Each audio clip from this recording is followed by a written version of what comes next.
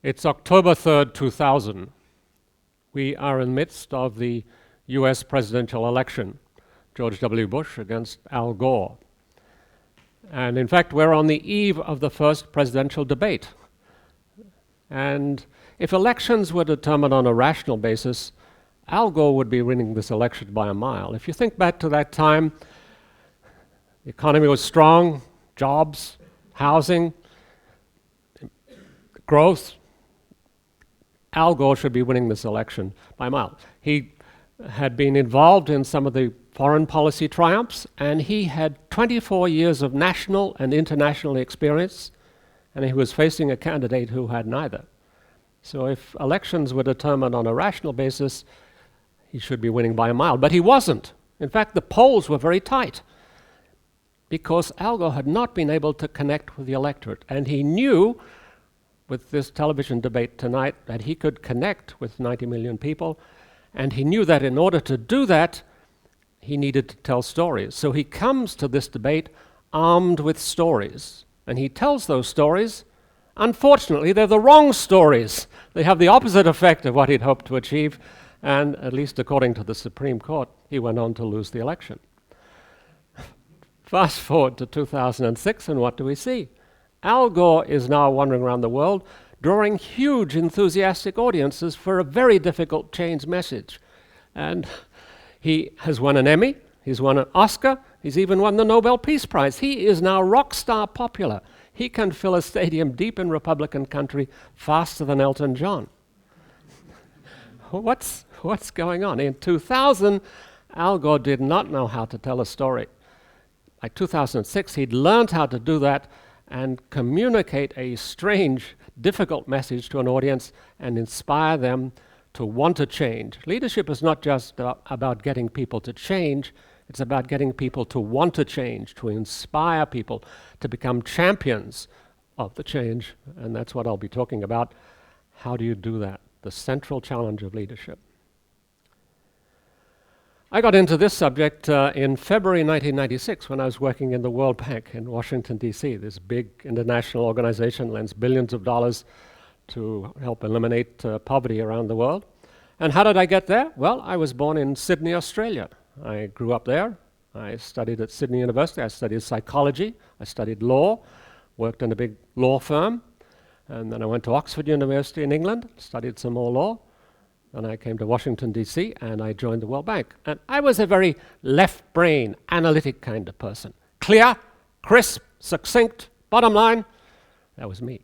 And as you may know, big organizations just love that kind of person. So I started climbing up the managerial ladder in the World Bank. And by February 1996, I was actually the director of the Africa region. Now, the Africa region handles about a third of the lending operations in this big international organization, so I'm beginning to think, hey, this is a pretty important kind of position.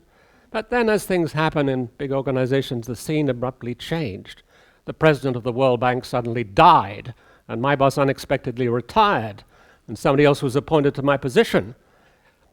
See, things not going too well for me now in the World Bank, so I went to see the top management and asked them, do you have anything in mind for me? Not really, they said, not really. It happens in big organizations, you know, but I pressed them quite a bit, and eventually they said, okay, Steve, why don't you go and look into information? Now, information, February 1996 in the World Bank, had the status of like the garage or the cafeteria, so I was not exactly being offered a promotion here. I was being sent to Siberia.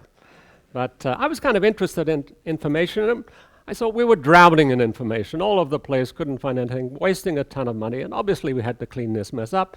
But if we cleaned it up, we would still be the same kind of slow-moving public sector lending organization. And people all around the world were asking, do we actually need a slow-moving public sector lending organization? So simply making it more efficient wasn't going to solve our problem. We had to find a different role in life. So I had another thought, why don't we share our knowledge? In fact, the World Bank had tremendous expertise in all sorts of different areas, but very difficult to get access to it. So I said, why don't we reverse that? Why don't we make it very easy for anyone to find out what we know?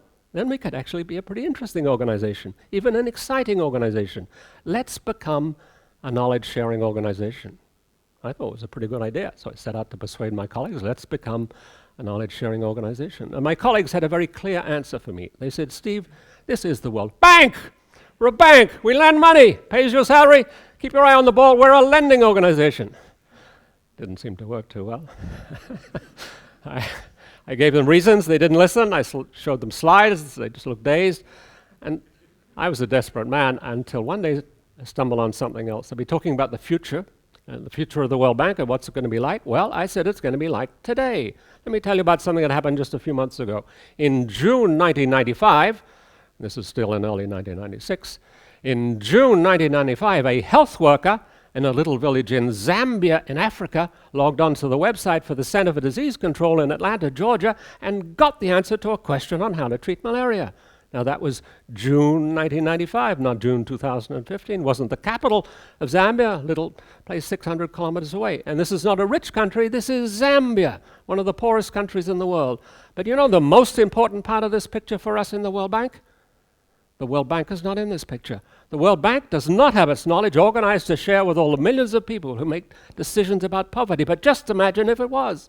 Just imagine if we got organized. Think what an organization we could become. And yeah, that started to resonate. First with staff, and then managers, and then the president of the World Bank heard about it, and he said, right, let's do it. He went to the annual meeting of the World Bank, October 1, 1996, huge public occasion, 170 finance ministers, all their entourages, massive public occasion. He announced, we are going to do this. We are going to share our knowledge with the world. We are going to become the knowledge bank. Now, when the people who'd sent me to Siberia just a few months before this announcement, heard this announcement, they were horrified because this was the worst case scenario. This was the very nightmare they were worried about because now the man from Siberia was back. And not only back, but had somehow managed to co-opt a whole group of staff and managers, and now even the president to pursue this crazy idea of becoming a knowledge-sharing organization. So this wasn't the end of the war. This was just the beginning of the war. This is when they started to use real bullets instead of rubber bullets, because now there was a risk this thing might actually happen.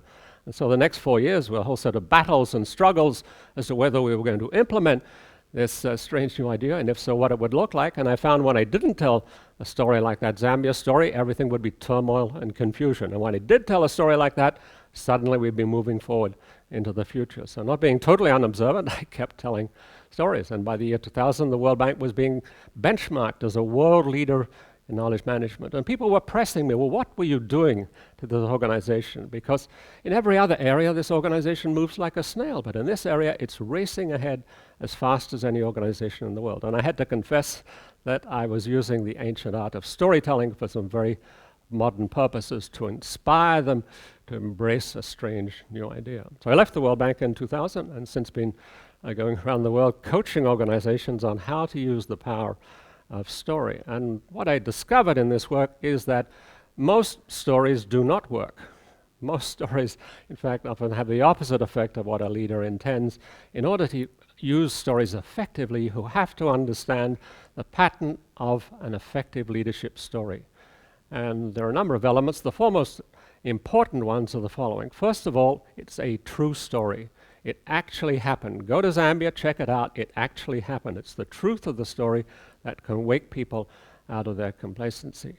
And when I say true, I don't just mean factually accurate as far as it goes. I mean a story that's authentically true. When people go and check it out, and believe me, they will, they say, yeah, that's pretty much what happened. I mean, here's an example of a story that's factually accurate as far as it goes, but it has a little problem. 700 happy passengers reached New York after the Titanic's maiden voyage. End of story. Now, you tell the story in that format. Problem is, people find out, if they don't already know, ship sank, 1,500 people drowned. And when that is known, the backlash on the story, absolutely catastrophic. And this, in fact, is one of the most common leadership mistakes in using storytelling, is to tell a Titanic story. Tell a story that omits some crucial detail, which, when it becomes known, has a catastrophic effect on the leader and the story. So the first element, true story, authentically true story. Secondly, it's a story that's positive in tone. You get attention with negative stories, but in order to inspire people, Hollywood is right, it has to have a happy ending. And the reasons for this come out of neuroscience. The last couple of hundred years, a whole lot of attention paid to the human brain, the cortex, but even more attention now being paid to the mammal brain, which sits just under the human brain, the limbic system, and below that, the reptile brain. And these mammal reptile brains, not very smart, but they are very quick, and they're useful for some things. You're driving along the highway, something comes in front of you, these little guys will wake you up and say, wake up, something bad is happening. You may wake up, you may survive. So they've been useful for some things, but in storytelling they have a drawback, because when you're telling a negative story, say about a firm that went bankrupt because they did not implement knowledge management, then those little gadgets are kicking into action. The reptile brain is going, wake up, something bad is happening. And the human brain can intervene and say, now calm down, reptile brain. We may actually learn something from this instructive experience. And the human brain will generally win that debate, but does the person rush out into action? No, they're recovering from another encounter with the reptile brain. But if on the other hand you tell a positive story about how you got the answer and solved the problem and moved into the future, then what seems to be happening is the limbic system is providing what's called an endogenous opiate reward to the cortex. It basically puts the brain on drugs, injects a substance called dopamine into parts of the brain, and creates a mild sense of euphoria, sort of warm and floaty feeling, a wonderful feeling we have after we've just seen a great movie. Wow, I feel terrific. Change the organization? No problem, let's do it. Perfect frame of mind. So it's a true story, it has a positive tone, and it is told in a very strange way. It's told in a minimalist fashion. These are not like entertainment stories about the sights and the smells and the sounds of what it was like. No, these are very stripped down, streamlined stories. I mean, think about that Zambia story about a health worker in Zambia. Was it a nurse or a doctor? Was it wet or dry? Was it cold? Didn't tell you anything. I didn't want you stranded in Zambia. I wanted staying right here to be thinking about knowledge. And the reason I do that and tell the story in this strange way is that, in fact, there are two listeners. You look out at an audience, look like one listener per person. No, there's two. There's the listener you see, and there's also the little voice in the head. And we all know what the little voice in the head is, but if you are sitting there and asking yourself, I wonder what Steve means by the little voice in the head, that's the little voice I mean. The little voice that little voice that you hear all day, every day of your life, hugely important. And it may be drowning out everything I'm saying. I'm talking about Zambia, and the little voice is saying, I should never have come to this session this afternoon, got all these things to do. Maybe drowning out everything I'm saying. And conventional communication says, we'll just ignore that, hope for the best, but you can do better than that. You can give the little voice something to do. And the task that you assign to the little voice in the head is to tell a new story. And in fact, it's this new story that drives the listener into action, because I'm telling about Zambia, but you don't work in Zambia. But if you have some knowledge and you're thinking, well, I could be sharing my knowledge. Of course, I'd have to have a website. I'd have to get resources. I'd have to get more people involved. Why don't I do it? I've just had a great idea.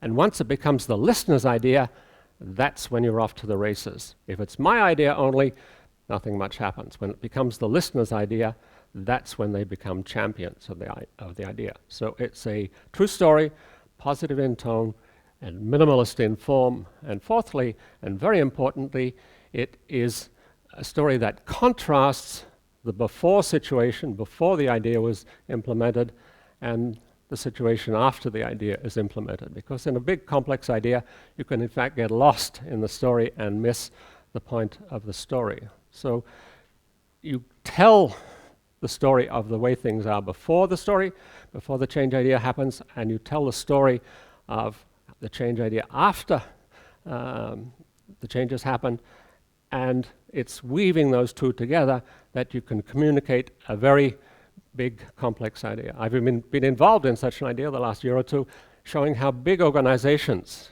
big, horrible bureaucracies can be turned into wonderful organizations where it's fun to work, where they delight their customer, and where they also are very good for the organization. They're very efficient, and they make a lot of money. How can you do all of those three things at once? And I was challenged to communicate this in less than 60 seconds.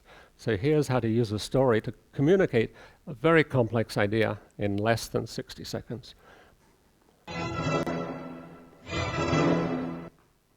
In the world of 2011, there are only two kinds of organizations: those that delight their customers and those that don't. In firms that delight their customers, managers are enablers of self-organizing teams and continuous innovation. In the other firms, managers are controllers of individuals doing more of the same.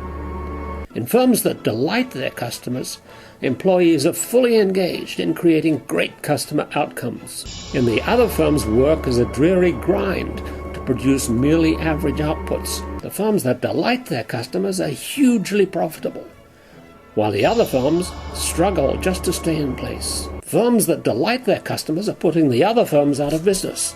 We know why this is happening, and we know the radical management principles that drive it. Welcome to the future.